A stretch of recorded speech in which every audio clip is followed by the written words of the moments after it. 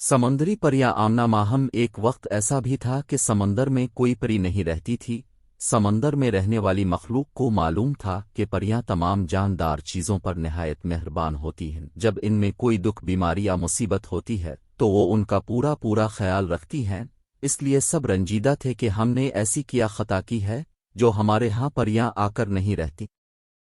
चुनांचे समंदर के सारे रहने वालों ने परिस्तान में अपना एलची भेजा और वहां के बादशाह से दरख्वास्त की कि कुछ परियां समंदर में भी बसने के लिए भेज दी जाएं ताकि हमारे आड़े वक्तों पर काम आ जाएं। एलची जब परिस्तान के बादशाह की खिदमत में हाजिर हुआ तो उसने अर्ज की, जो परियां हमारे यहाँ आकर रहेंगी हम उनके साथ निहायत मेहरबानी से पेश आएंगे और उन्हें खुश रखने में हत्ता अलमकदूर कोई कसर नहीं रखेंगे।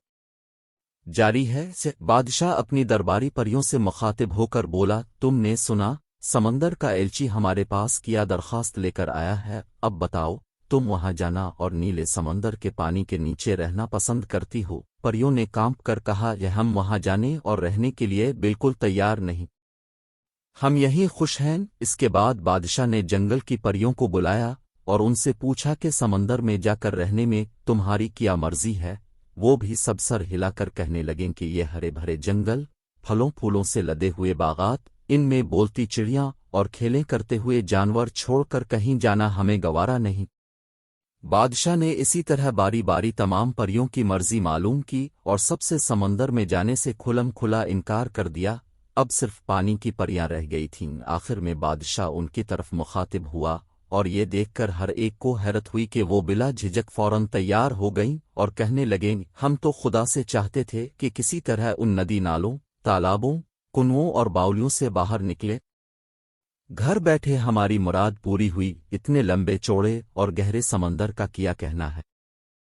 हमारे उछलने कूदने भागने दौड़ने के लिए इससे ज्यादा अच्छी कौन सी जगह हो सकती है।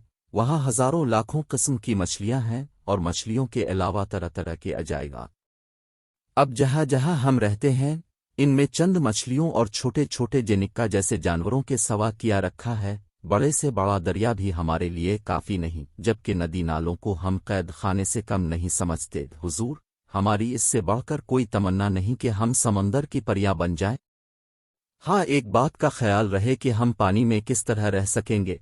दूसरे, अपने तमाम जिंदगी भर के साथियों को अचानक छोड़ने के ख्याल से दिल दिखना है। हमेशा के लिए हमको उन्हें खुदा हाफिज कहना पड़ेगा और फिर हम अपने प्यारे बादशाह और मलिका की सूरत भी शायद कभी ना देख सकें। बादशाह ने कहा, नहीं, ऐसा नहीं होगा। उन बातों का जरा ख्याल ना करो। जब तुम्हारा दिल चाहे रोजाना रात के वक्त तुम ऊपर आ सकती हो और चांदनी रात में हम में से बाज पर या समंदर के किनारे रेत पर जाकर तुम्हारे साथ खेला कूदा और गाया बजाया करेंगी। लेकिन दिन में हम सब अपना अपना काम करेंगे। अलबत्ता हमारा एक दूसरे से मिलना दुश्वार है।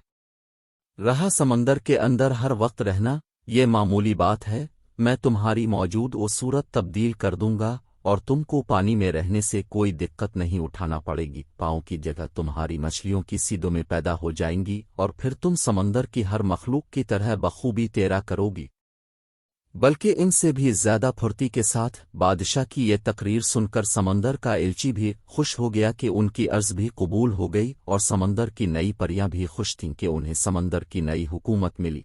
चुनांचे जब ये पानी की परियां समंदर के किनारे पहुंची तो उनके छोटे छोटे पांव आपस में जड़कर ऐसी खूबसूरत छोटी छोटी मछलियों की दुमें बन गए कि उनके तसव्वुर में भी नहीं आ सकता था, और वो अपने हाथों से पानी चीरती और तैरती हुई अपने घर की तरफ चली गईं। परियों को समंदर में करने के लिए बेइंतहा काम थे, क्योंकि सारे बड़े जानवर छोटों को सताया और मार डाला करते थे।